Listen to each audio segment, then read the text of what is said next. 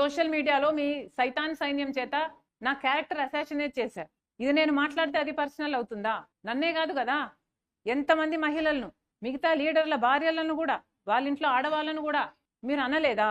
మరి ఇది social issue కాదా? నా పర్సనల్ ఇష్యూ అవుతుందా? ఎలా పర్సనల్ అవుతుందండి? మొన్నెవరో నాకు ఒక మీమ్ చూపిస్తా ఉన్నారు. ఆ ఫోన్లో ఆ మీమ్ చూస్తే ఒకరు జగన్మోహన్ రెడ్డి లాగా మాట్లాడుతున్నారు. మా చిన్నాయనను నేను హత్య చేస్తే మీకేంటి నష్టం అని. మా చిన్నానా నేను చంపుకుంటా, నేను నరుక్కుంటా, మీకేంటి నష్టం?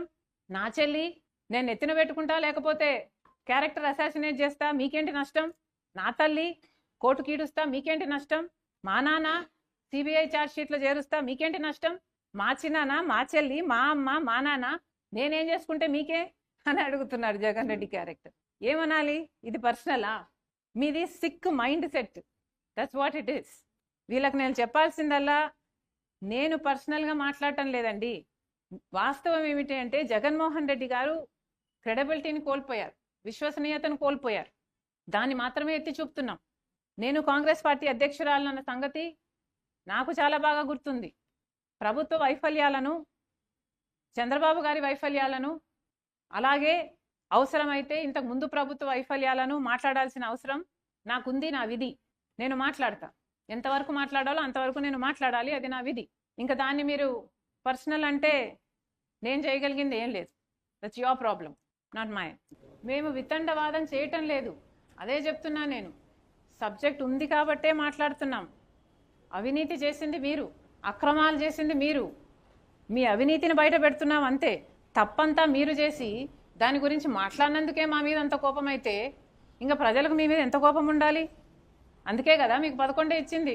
జగన్మోహన్ రెడ్డి గారు ఆయన దగ్గర వాళ్ళు ఒత్తిడి చేసి ఆ షేర్స్ని రాపించుకున్నారు, తక్కువ ధరకే రాపించుకున్నారు అన్నది అలిగేషను.